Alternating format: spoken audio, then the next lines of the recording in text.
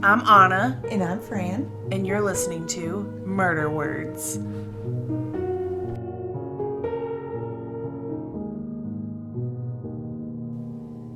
All right, guys. We have a surprise today. I don't know what it is, but Fran says we're going to love it, and she has 29 pages of notes. It's going to be a long one, yes. I'm really excited to share this story. I just came across this case a couple weeks ago, and I've been working on this for a little bit now. This is the story of Leonarda Cianciulli. And listen, talking about true crime, I'm going to absolutely murder these last names because if they're all in Italian. They're all in Italian. I'm going to not do them justice. The woman's name is Leonardo. Just we're going to call her Leonardo. Okay. I like that. I know, it's a girl. woman's name. That's really cute. Yes, it was difficult to find research on her because of Leonardo DiCaprio, but Yeah, we got I see in there. that. Yes. Also because Leonardo is known as Italy's first female serial killer.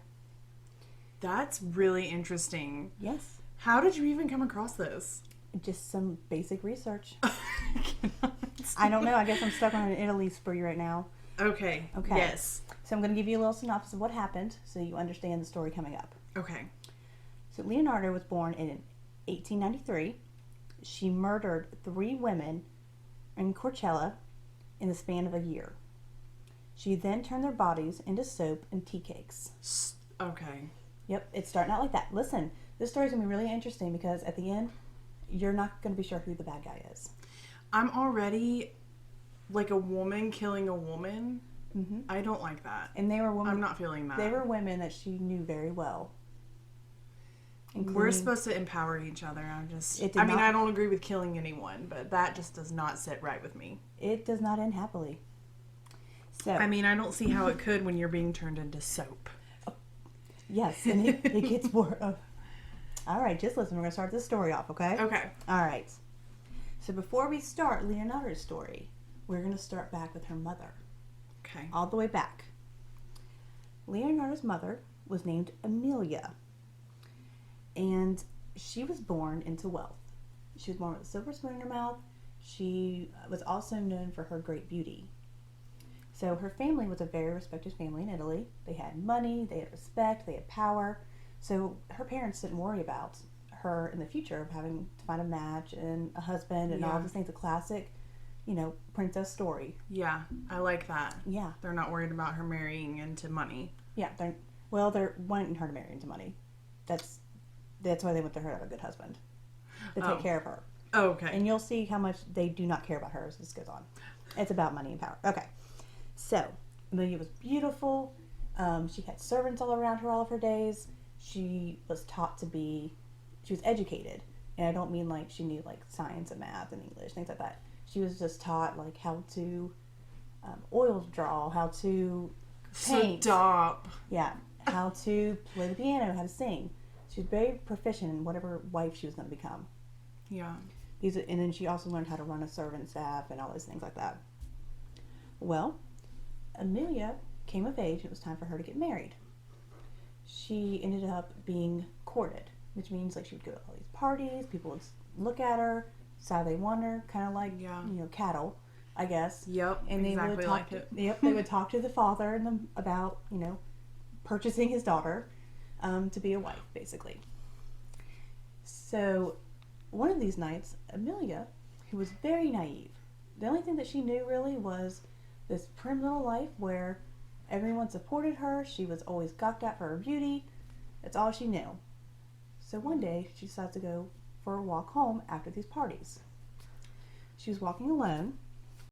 Amelia decides to take a walk out this night. It's a beautiful night. She wants to walk home. And at this time, she's by herself, unescorted. And in the shadows, she doesn't realize that a man named Mariano was watching her. And he had been watching her for a couple days. He resented her very much. She represented everything that he couldn't have in life. In town, he was known as being this cruel man and a drunk. And he didn't have a job. He was just this guy everyone knew as being no good, basically. Sounds like my history. A female you, Anna. Yeah. And he watched her and stalked her for a couple days. When he saw her walking out at this party by himself, Mariano knew he would never have a chance with Amelia, and he hated that. She represented everything that he didn't have in life. So he decided he was going to take her down a couple notches. I hate this already. Yeah. Mariano took her to a field and sexually assaulted her. Stop. Amelia was so naive at the time, because no one sat her down and talked to her about what sex was, what happens, that she didn't even know what had happened. She just thought that he hurt her. Oh my gosh, that's so sad. So Amelia goes home, shocked and dazed, and goes to bed. A couple months later, the servants start noticing that she's not bleeding. She's not bleeding, and they knew that because, they didn't have, protection back then for the mess. Her bed sheets became messy. So the servants tell Amelia's mother that she's not bleeding anymore, and they instantly know that she's pregnant. Oh my gosh, that is so sad. Mm-hmm. So... Did her family panic? So, and you would think in normal circumstances that this would be something the father would go grab Mariano, go beat him in town, because the thing is, she's still out walking around, she sees Mariano around town, because it's a very small community, so she's running into him. It has to be polite when she runs into him, and Amelia's family decides, instead of beating him to death like he deserved, to invite him for dinner. Why? They wanted them to work it out.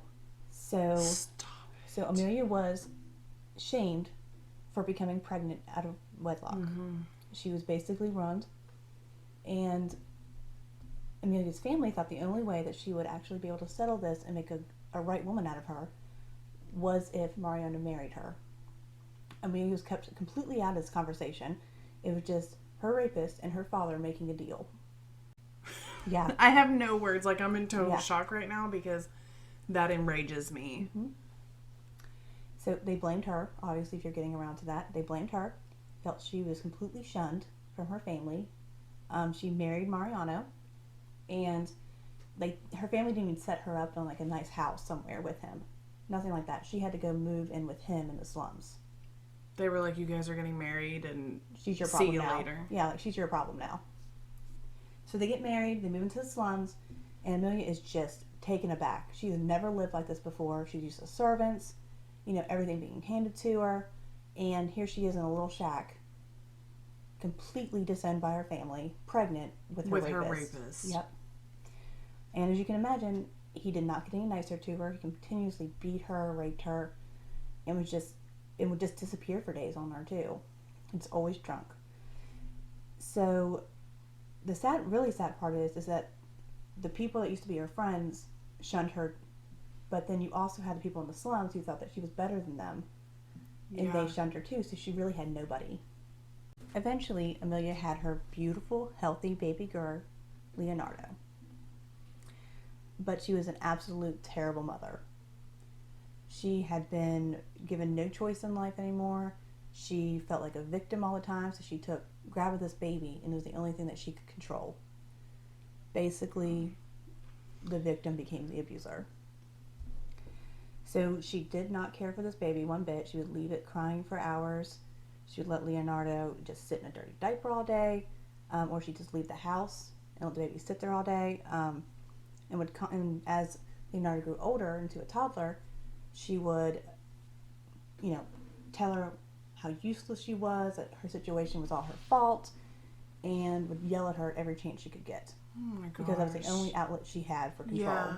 And she decided to do it negatively instead of embracing her baby as this good part of it. So, obviously she resented the baby. And one day, Amelia was sitting at her house and realized that Mariano hadn't come home in a couple days.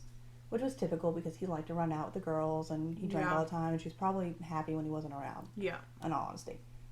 Well, she finally went out looking for him and found him at another woman's house, but he was unconscious. He had fallen ill at the bar, and they carried him to this woman's house. Well, she gets a couple of friends, and they all carry him back to Amelia and Mariana's house. And she goes and she puts him in the bedroom, closes the door, and just leaves him there for days. Doesn't attempt to get a doctor, doesn't attempt any kind of help to him at all. I mean, I know. I probably wouldn't have either. I wouldn't have either. I would have been done with that. Yeah. Eventually, he dies. And was it like alcohol poisoning or probably something related to that? It could have been a stroke. Who knows? So Leonarda would later say that her first memory as a child is at her father's funeral, where her mother spit on his grave. I get it, though. It's a tough one. I do get it. I get it. That's a rough first memory. Yes.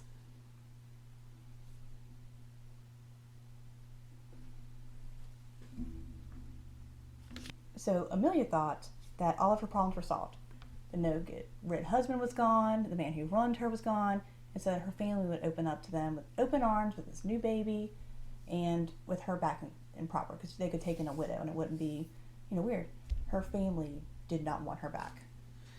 They wouldn't talk to her, they wouldn't speak to her. They said that she ruined herself and that she needed to sit in her consequences. That too much time had passed and she just needed to go away. Wow. So after this, Amelia jumped from relationship to relationship for a while, trying to find someone to support her, someone to support, really just her. She didn't really care if her kid was supported or not. Yeah. And she would just leave Leonardo home for days at a time while she chased these men. So this happened for a couple of years. Leonardo ended up trying to commit suicide twice during her early teen years. Oh my gosh. It was. And one time, the first time she did it, the rope broke and she just fell to the ground. The second time, the rope broke again, but this time she actually bruised her larynx. She crushed it. And she had bruises all over her. And Leonardo stated later that her mother didn't ask her what the bruises had come from. That she was just so used to not being paid attention to her that she didn't even notice. Oh my gosh, that's so sad. Well, Amelia starts to notice some use out of Leonardo. What she decides is that she's going to find a mate for Leonardo, a husband, to take care of her and take care of all their financial needs. Because Leonardo still had the name of her family, and she also knows that Leonardo was becoming a very beautiful woman. So she knew she could marry well. She saw this as like her way out. Yeah, this was her way out through her daughter. Yeah. So Amelia starts attending all these old parties that she used to be at, getting Leonardo's name out there. She was ruined, but Leonardo was not. And she had the name to go with it. Yeah. So Amelia doesn't tell Leonardo that she's doing this. And she's doing it for months with her. In the meantime, Leonardo is seeking her own path of escape. She ends up meeting a man named Raphael. He was a clerk at the local bank. He was a very gentle man. He was known for being very gentle and kind. And Leonardo knew that he wasn't never going to make her rich, but he would protect her and financially support her and get away from her mother. Yeah. So this was in 1917. When Leonardo approached her mother, asking, hey, I'm going to marry this guy. I'm going to marry Raphael, and you don't have to worry about me anymore, basically. She was pissed, wasn't she? Her mother was so mad. Her mother was so mad that she told her that if she married this man, that she would put a curse on her. A curse for her never to be happy and alone the rest of her life. And she prayed that everything she loved was destroyed. Amelia never tells Leonardo that she was actually looking for suitors for her. She left that part completely out, or Leonardo probably would have went and married one of these suitors for her. Yeah. But instead, Leonardo quietly leaves the house and marries Raphael in secrecy. Amelia never speaks to Leonardo again. They're in this small town together for the next 4 years, and anytime she sees her daughter, she just acts like she does not exist. I just don't understand that. I mean, I don't have children of my own, but just birthing something and then cutting them off. Yeah, she was resentful to her. She said that she ruined her life. And I guess the father wasn't there anymore to blame. They lived in that same town for 4 years, and then they eventually moved to southern Italy. Leonardo had trouble getting pregnant, and she blamed her mother's curse for not letting her get pregnant. Yeah. So eventually she does get pregnant, but she quickly miscarriages the baby. Well, Leonardo again believes that this is the curse her mother put on her. Leonardo, so in Italy at this time, there was a deep religion called, and I'm going to mess this up, Straheria? Straheria. That is correct, actually. I did good on that one. Good job. I don't know if it's right or not, but yes. It is. Straheria is right. Basically, it was a little bit of Christianity mixed with witchcraft. It's a really big religion there, and involves the same things you would think of, like charms, spells, protection, things like that. So she truly believed in this curse. Like, with everything in her, she believed that this curse was real and affecting her life. I feel like I would believe it's real without Stratera. Did I say that wrong? Stratera. That's a medication. No disrespect, but I feel like I would still believe that was real. If someone said, I'm going to curse you, and these things started happening, I would blame the curse, for sure. So she starts getting really deep into her religion. And she starts learning practices. She starts really reading into these things, trying basically to find a way to defeat her mother's curse. Eventually, she does get pregnant and is a successful pregnancy. So she thinks she's winning the curse now. Yeah. And she bears a son named Gypsy. And this son will become her favorite child of all. Leonardo later goes on to have 14 other children. Stop. Well, hold on. Hold up. Okay. I feel like your stories always involve people who have, like, large amounts Well, they're in the older days. You know children. What I mean? Like, they did this. They had a lot of children because most of them would die before the age of 18. I know. Pause that coffee. I am really... So, they're in the city for a few years, and slowly her children start dying from mysterious diseases. One of them died of a rash. The doctor still had no idea what happened. One of them died from poison in the lungs. Other fell asleep. Just fell asleep and just never woke up. And Leonardo thought this was the curse coming after her. So her husband, who's an absolute angel, Raphael, decides that she needs to get out of the house because she is so protective of her children. She's, up to this point, she's lost 9 of her children. 9 children have passed away. Out of her 14, 9 have passed away. And just from various diseases. And, she thought that she had to be with them at all times. Yeah, I understand that. I feel like I would do the same thing. So she thought that she would be with them at all times, so she made sure that she had eyes on them all the time, which was super overbearing with them, and it plays a little bit later on. But her husband decided that she needed a job, something to do besides care for her children. So he eventually convinces her to get a job, and it's working at the bank he works at, basically like the cleaning lady at night. Well, this job's going really well. Her mood's improving. She's finding some purpose in life, and the extra income isn't hurting anything either. She's feeling a little bit, self-sufficient. Yeah, has that confidence. And, her husband had assured her, like, the children are sleeping, everything's fine, and, get out of the house and take care of yourself, because the kids are starting to grow up a little bit at this phase. Well, one night when she's at work, the worst thing that could happen happened. Another one died. A child of hers died while he was sleeping, and she came home and was absolutely destroyed. Yeah. So she went through the normal expected grieving process, and she ended up going back to work at that same bank. Because they convinced her, like, hey, you really need to get out of the house again. Yeah. It, wasn't doing good for her. She was, just deteriorating in front of them. Which is understandable. Yeah, I mean, it seems like having children was, like, such a risk back then. If they're all gonna, like, pass away from something so easy. I mean, hers was a special, she really had unfortunate circumstances with her kids. Yeah. Before Millie goes to the bank, she decides to meet up with this Romani gypsy group. And the gypsies would come in, and she felt like she was, like, getting powers to protect her children, like, by warding off the curse of her mother. And she would go there nightly. She would visit with them. And one night, she went to a gypsy camp, and they talked to her about reading her palm, because they taught her like everything that they knew too. And they read the palm, and it said that all they could see in her life was one institution was prison, or one hand was prison, and the other hand held an institution. And Leonardo was freaked out at this point. Yeah. So what she ends up doing is, she returns back to her job. She decides to set up fake accounts under her name with a ledger there, and then attempts to go withdraw money. And she said she did this because she wanted to be able to provide doctors for her children if they ever get sick, or move them out of the city to the country air. Well, it didn't work, and she was sentenced to a year in prison.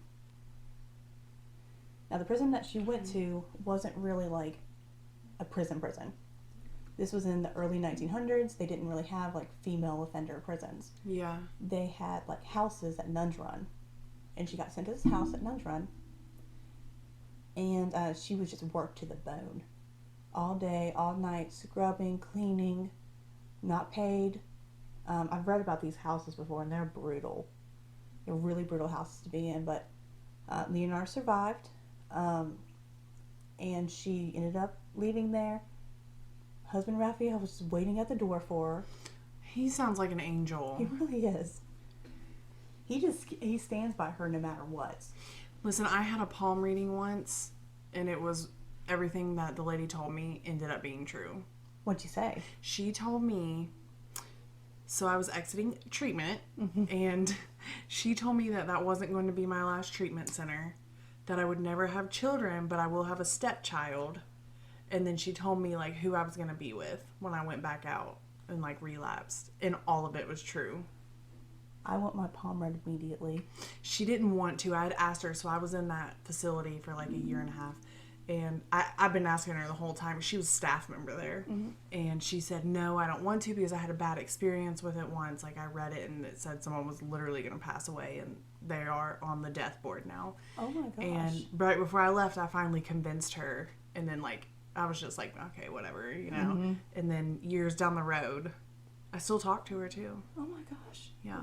Her name's Shawana. Shawana? She's amazing. I want a session immediately. Angel husband, Raphael, is waiting by the door for her. And he's obviously been taking care of the kids this entire time she's been gone for this year. He lost his job because she robbed the bank that he worked at. So he didn't even have employment. No one would hire him. And here he is just waiting at the door for her to come home. So when... Wow. I know. Leonardo comes home, and they know they have to move. Their name's tarnished. They need to get out of there. So they end up moving to Coachella. And at Coachella, her husband immediately finds a good job. The kids are grown at this point. They're starting to get into their late teens, 20s. And Leonarda decides that she wants to do something with her life. At this age, she's about 50 years old. And she decides now, like, kids are grown, I need something to do. Empty nest syndrome, basically. Yeah. I need to do something to preoccupy my mind. So Leonarda decides to open a soap shop, because the house they rented had a little shop included. I am dying right now already. She decided to open a soap shop. And Leonarda was amazing at making soap. People around her would come for miles just to get her soap. She started doing orders across the country. Everyone in Italy knew her because of her soaps. They were fabulous. Best soaps around. Okay? Well, eventually, Leonarda starts incorporating into her shop some baking, and then she incorporates like her palm readings and things like that. And the women would come and get like suggestions from her or relationship advice. I don't know where she, but they did. They came and got relationship advice from her, and they would want to hear their fortune. She'd even sell like little charm bags to them for protection. Or if they had like a love crush, she'd give them like love spells and things like that. That sounds like a place I would visit. I know. I have one right around the corner. Yes. So she's doing this for a while, and she becomes, very respected in town. They're very wealthy at this point, and everything just seems like really good. Their life's going really well. She's starting to think that she's, beat the curse. Surely after all my children are gone, I've been prison, everything else. Like, surely this is the end of the curse. It has to be. Yeah. But she still thinks that she has to, like, fight it and, you know, keep up her, like, shield of protection and things like that. So she even, like, attracts when she's selling her soap, even, like, Romani people come in and they will, like, exchange books to her for the soap so she can keep reading, keep studying, you know, her religion so that she can keep getting better and better and better with this. In 1938, her favorite oldest son, Calypsi, decided that he was tired of being in his mother's house. This is gonna crush her, isn't it? He wanted some freedom, and World War II was just starting, so he decided he was going to enlist in the army. You know, that way he could leave his mother, but it was for a reason. It wasn't going to break her heart, and he could, you know, travel the world a little bit, just like any young man would. Yeah. Well, Leonarda ended up hearing about the news at her shop. People were congratulating her for having such a brave son. Oh my gosh. And she had no idea what was happening. And she was like the creme de la creme of town. Like, everyone knew her. Yeah. And she didn't even know her own son had enlisted in the military. That evening, her son comes home to his mother, and he tells her what he's decided to do. The only thing Leonarda responded to him was, basically, can you get out of it? And he said, no, I cannot get out of it. I've already signed. And she said, okay. And left it at that. That's terrifying. Yes. When people tell me okay like that, I'm like, it's not. It's Yeah. not okay. She was just in, like, that resolved. You know, they talk about, like, that woman who, if she's throwing your clothes over the balcony, like, she's not done, you're not done yet. Yeah. But if it's all folded, like, it's serious. Yeah. It's just like, that's what that sentence reminded me of. What Leonarda does is she decides that she has to protect her son from this war. And so she turns to her books. She has this huge collection of spells and protection stuff, and, you know, I'm just going to say stuff at this point. There's a lot of stuff going on there. Yeah. A lot of protection and spells are going on there. Because she thinks this is her mother's curse coming back at her again. Yeah. Which I understand. Yes. She thinks, like, everything's going good, and now you're going to take my son from me.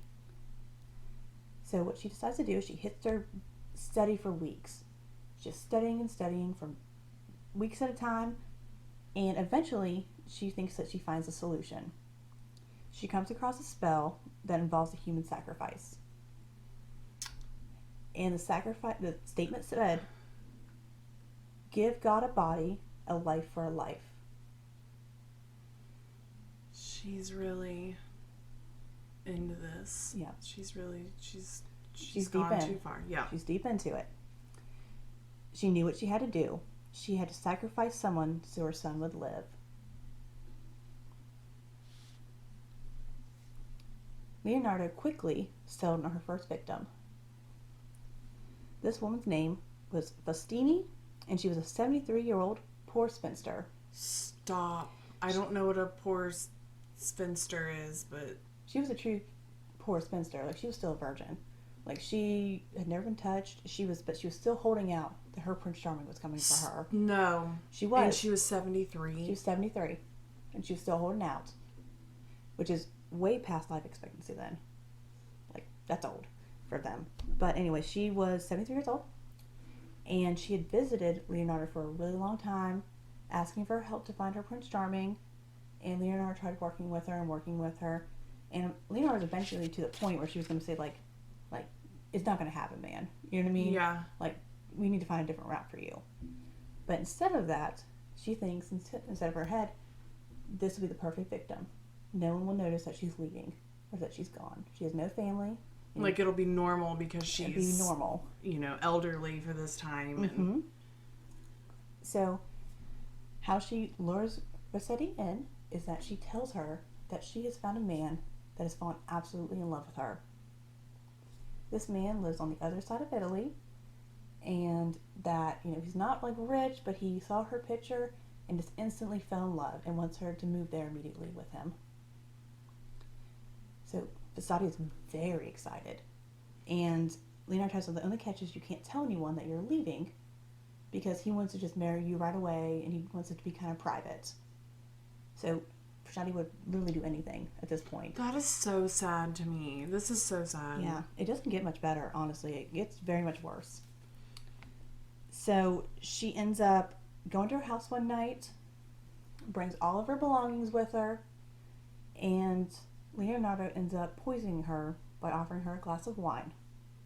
She falls unconscious, and Leonardo then begins to dismember her body. She dismembered her body and then put a big basin underneath of her to catch her blood. So after she's all dismembered, her belongings have been put up, and before she actually killed her, she had asked her if she would write letters to her family and friend, or to her friends that were still there, saying what happened. She would mail them later out to them, just so you know, like that way, it wouldn't be weird that she was gone. Yeah. Well, so she ends up baking the blood in a sheet pan, and it coagulates. I might have said that wrong, but it does that, where it turns into like gel and stuff like that. She then mixed sugar, eggs, and chocolate into the mix. Dude. Yes. Oh my gosh. And bakes it. Why? Why would she? She turns it into tea cakes. She then feeds her son the tea cakes. Oh my gosh. Leonardo then takes each body part. She divides it into 7 pieces, and she puts it into a large pot. And in the pot, she puts caustic soda, which is like a dissolvent that she used in all of her soap to break down the animal fat in it to make the actual soap.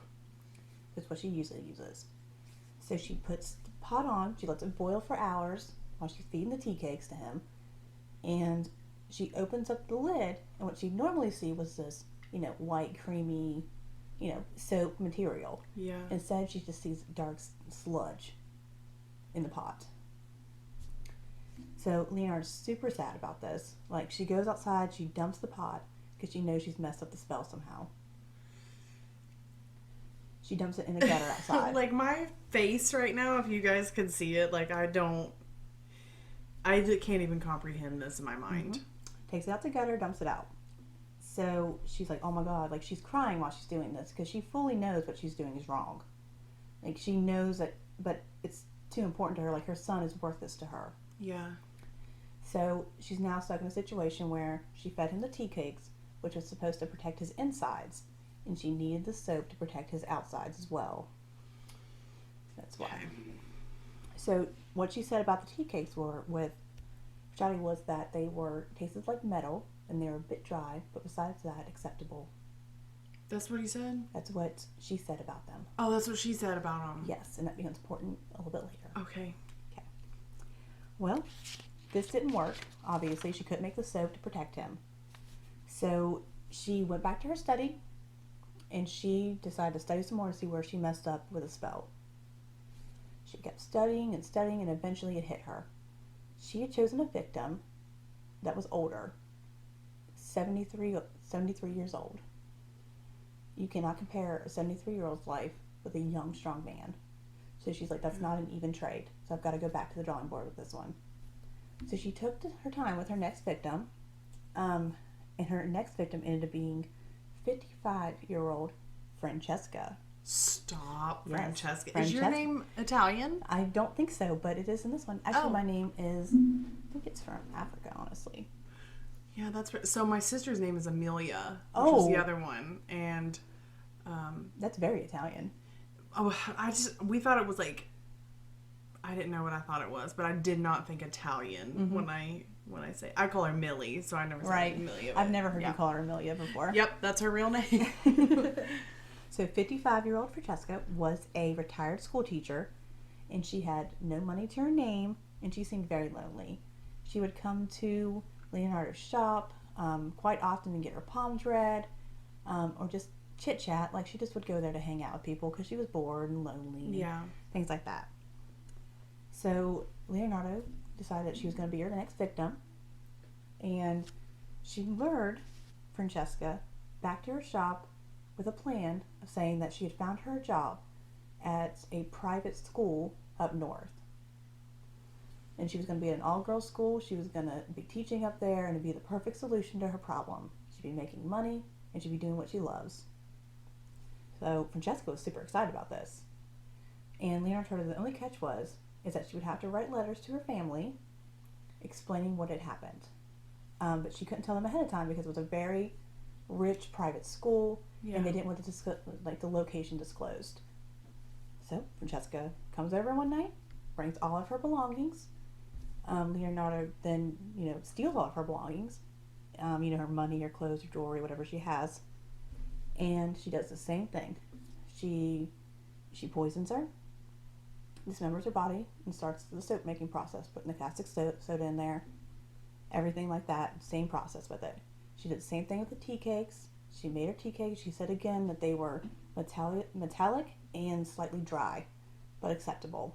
She said the exact same thing. She fed them to her son. She then took her body and put it into the pot. A few hours later, she looks at it and it's that exact same sludge from the first time. At this point, she is just a mess. So she ends up grabbing the pot with her hands without gloves on or without anything protecting them because she's so infuriated at this point. Yeah.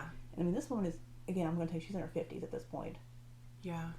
And this is really strange to me because it's like, does she enjoy the kill? She doesn't do it for the kill, no. For the thrill of the kill and like taking control of these people. It's for a whole different, like it's different than we usually hear. Right.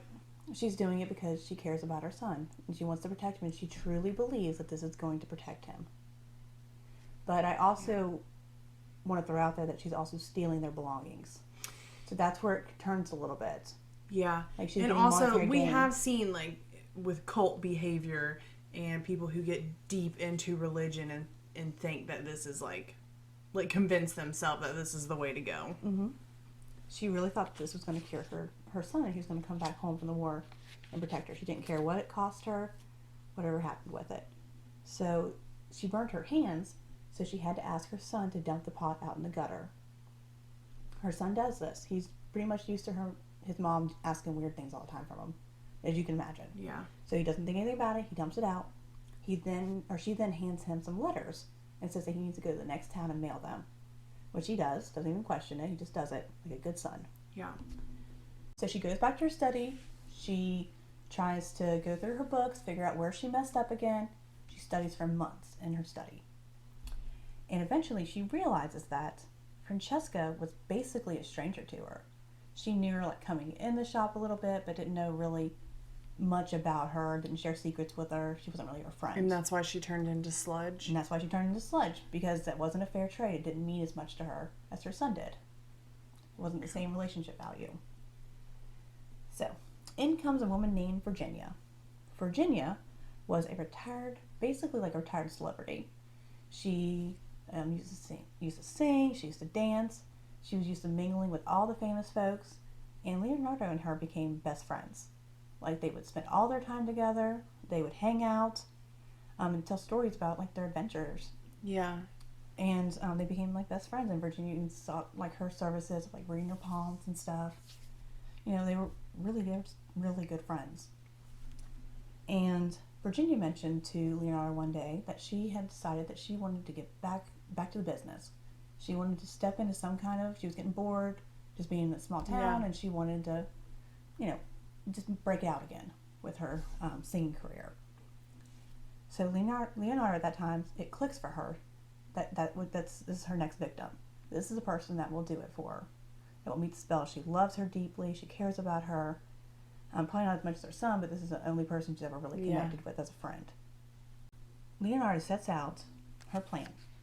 She tells Virginia that she has met this man, again up north, that will, he's like a wealthy businessman. He's an art collector, but he's also very, backwards.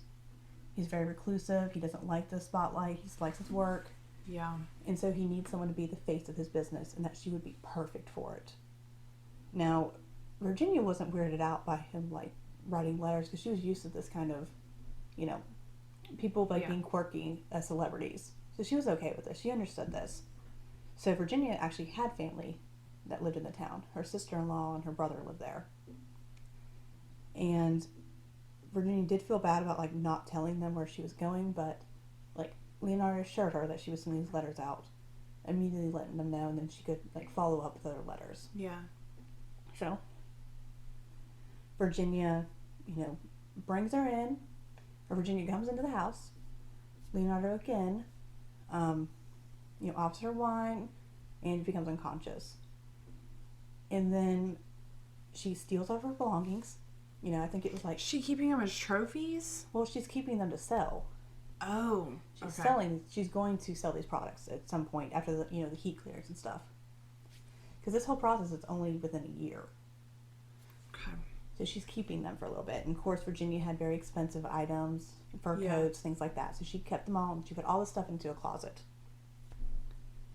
Well, Virginia falls unconscious. She chops her up, and then she again puts her blood into the oven, and her parts into the pot. So the blood coagulates again. She mixes all the stuff together, all the cookies and creams and all that stuff, and then she makes her tea cakes. So she takes a bite of her cookie or her tea cake, and it's like electric hits her lips, and she thinks that that's magic. She's like, that's the magic. And so then she lifts the pot up, and it is the white cream that she's been looking for. It looks perfect. So she goes into Virginia's stuff. She grabs a bottle of perfume from her bags and pours the whole thing in there. And the soap comes out perfect. So How is it different? It is. It just was. Virginia later stated that Leonardo later stated that she was a very sweet lady. So the soap comes out perfect, and she knows that the spell has worked. So as she's getting the soap together, getting the tea cakes together, she asks her son if he will mail the letters, in the next town again. So he heads off to mail the letters, and she's finishing up the soap. So when her son comes back, she feeds him the tea cakes. He says that they're delicious. And then Leonardo tells her son that she's giving him a bath. And she did. He was a grown man at this point, and she got absolutely everywhere. She wanted to make sure that every inch of him was protected by this magical soap. And he was just like, yeah, okay, Mom. No, he was not. He did not like this at all. But his mom, pursued him enough where he was like, okay, fine, Mom.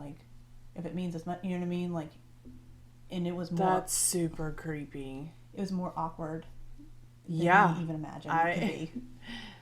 So she gets in there, and she feels confident because she's gotten every inch of his body. He's going to be perfectly fine. He's going to survive this. And, after this, her and her son's relationship, deteriorated. Because, how could you ever look him in the eye again? Yeah. You know what I mean? So it did really bad things, but, to Leonardo, it was good because it didn't really matter. Worth it. She thought it was protecting him. Yeah. She was protecting him. It didn't matter if, their relationship was ruined or not. He was going to be safe. Virginia, as I said, she had family in town. And after a couple weeks, they start noticing that the letters are stopping, basically. Yeah. They're not getting any kind of information about her again, and so they get panicked. Her sister-in-law goes to the police. And the police find out that Virginia was last seen at Leonardo's shop. So they go there and they question her about her disappearance. Well, she lies her butt off. Yeah. And they believe her. Don't even question it. They see this little old frail lady, and they're like... Owns a soap shop, and just is like, okay. And she's like, yeah, I was like, I knew her. She came in here all the time. You know what I mean? But, I know a lot of ladies, too. So, the police still aren't convinced, though. They're convinced of her innocence, but they know it has something to do with the shop. So they then focus on her son. And they get a search... I don't know if they did search warrants back then, but... Yeah. They come search the house. So they search the house, and they find, the golden treasure. Yeah. They see all the belongings of the 3 girls, or 3 women that are missing. And, you're just caught red-handed at that point. Yeah. So they arrest him and bring him down for questioning. And, he's sitting there like, I don't know. You know what I mean? I don't know what you're talking about. I've never met these ladies before. But the police don't believe him, and they're just grilling him and grilling him and grilling him. And all of a sudden, Leonardo shows up in the middle of interrogation and confesses to what she's done. The police still do not believe her at this point because he thinks that it's Mom's trying to protect the baby. I was trying to take her baby, and they're not having it. Until she starts going into the absolute details of it.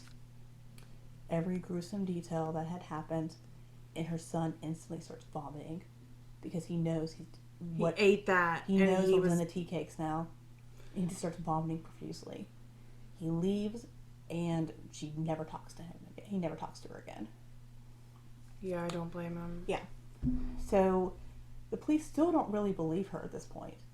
They don't think that there is any way that she could have, disembodied, being like a large woman. Like they don't think she can do that. So they take her down to the morgue. They get a cadaver for her, which is just a dead body laying around. Don't know what this person ever did, but they let her chop this body up. And she does it under 12 minutes. Stop. They believe Where it did out. they find just a random... They just... I don't know. I don't know who gave them permission. They were just like, here's this body, show us. Yeah, that's exactly how it was. Like, here you go. Try this one out. Wow. So... 12 minutes? That seems fast. Like, getting through bone and... Mm-hmm. She did it. Wow. Yep, she always put them into 7 separate pieces. She did it. 12 minutes. Police believe her now. Yeah, I'd say. Yeah, they believe her. She had to go to lengths. She would have definitely gotten away with this. Yeah. She had to go to lengths for it. They arrest her. Obviously, they put her in jail. She sits there for a while. So during her trial, her son leaves with the war. He doesn't even stop and say goodbye to her. Yeah. I'm sure there's a lot of blood. It's kind of sad, but also at the same time, you know what I mean? Like, that's awful. I would do the same That's thing. awful. Yeah. Raphael ended up losing his job because everyone in town knew what his wife had done. And, of course, the soap business went under, obviously. And all of her children, the other 3 kids, moved away. Yeah. So here she is, just her husband and her. He's trying to support her while she's in jail and waiting her trial. But, of course, his name's Ron. He can't find work. His children are all gone. His wife's going through this terrible thing. Under his roof, this happened. And he eventually goes to drinking. Yeah. And he dies before the trial ever starts. Why? Like, it didn't say? His health deteriorated. He started drinking heavily. Oh my gosh. And the thing is, like, he was older. Like, Leonardo was in her 50s at this point. That's a lot. He's put up with a lot Yeah. over the years. He was faithful to the end, though. Yeah. Faithful to the end to her. And, I don't think I mentioned this, but he was, like, a couple years older than her, too. So he's probably, like, 65 at this time. Which is old for then. Old for then. Yeah. But you'll be surprised in the end. Hold on. So during the trial, Leonardo told her story like, she had an audience in front of her. She would even laugh sometimes during the middle of telling her story, make jokes, or like she'd smile real big and then she'd frown real hard. Like people had trouble just like figuring out if, she was mentally ill or this was due to her religion or if she was pure evil. They couldn't figure it out. And, during that time in jail, that year in jail did not help her situation at all. Like, she just started, like, mentally deteriorating at the same time. Yeah. Who doesn't? You know what I mean? At that age, who doesn't start deteriorating? Well, they ended up finding her guilty and gave her 3 life sentences, which equaled out to 30 years. And 3 years in an asylum. How does that equal 30 years? She got 30 years. A life sentence is 10 years? Yep, that was a life sentence, was 10 years. It was probably a situation where they were like, this is an old lady. Just be nice to her. Be nice to her? Yeah. Yeah. I mean, that had to be really awkward in the courtroom. Yeah.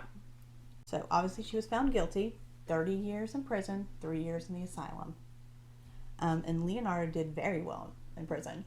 She was like, the pod boss? She was like pod boss, yeah. She was.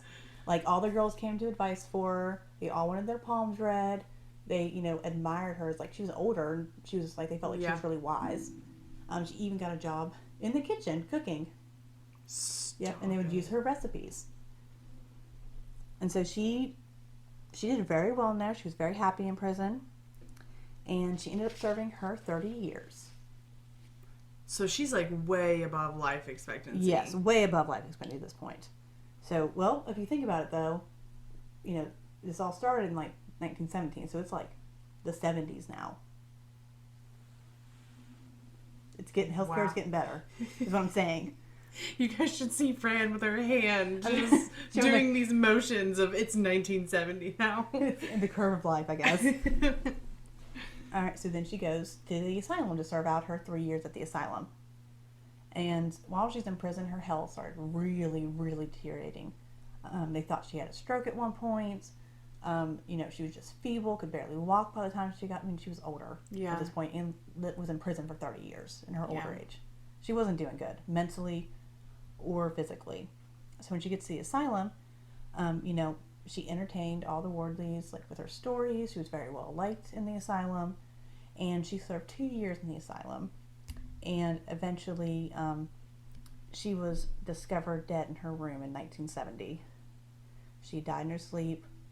And they went back and looked at her, and they discovered that she had a brain bleed. And they thought, okay, it's a brain bleed. But later on, they investigated again and found out that the caustic soap that she had been using all those years had drilled holes into her brain. And so it was slowly bleeding and killing her. Are you serious? Yeah, from where she inhaled it.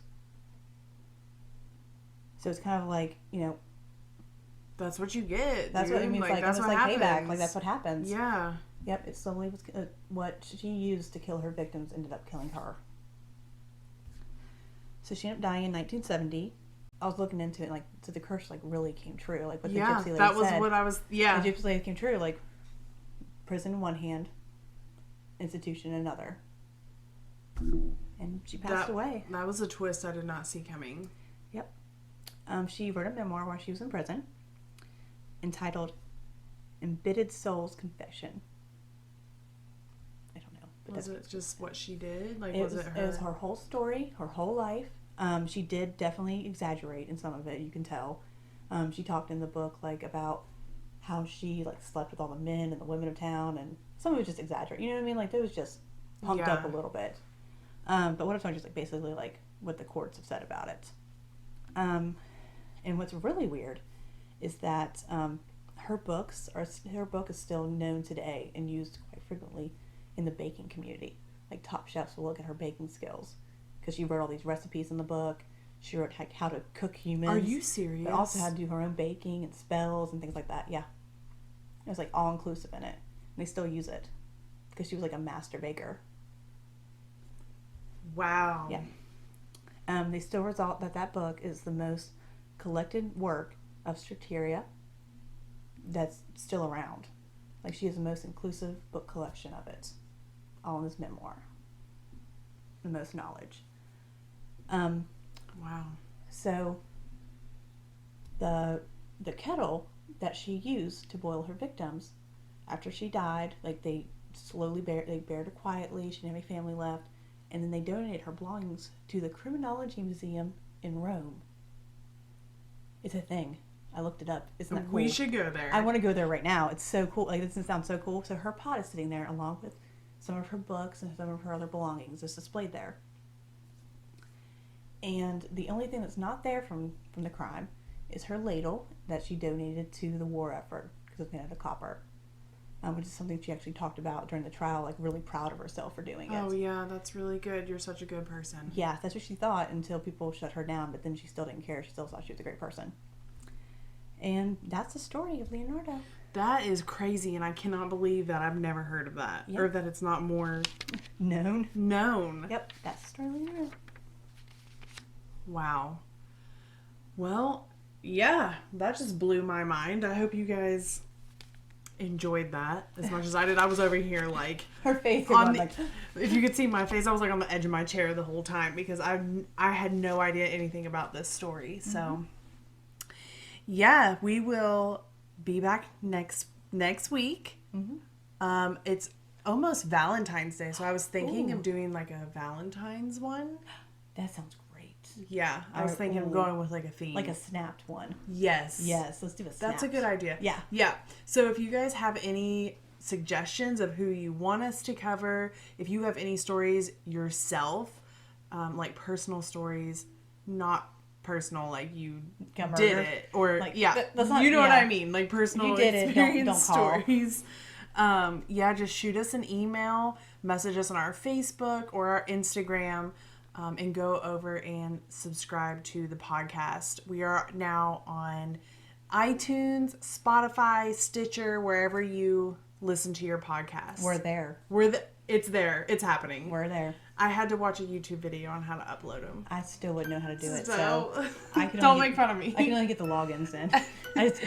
So, yeah, I put them up there. I'm like, Fran, here's the logins. So, okay. We love you guys, and we will be back next week. Bye.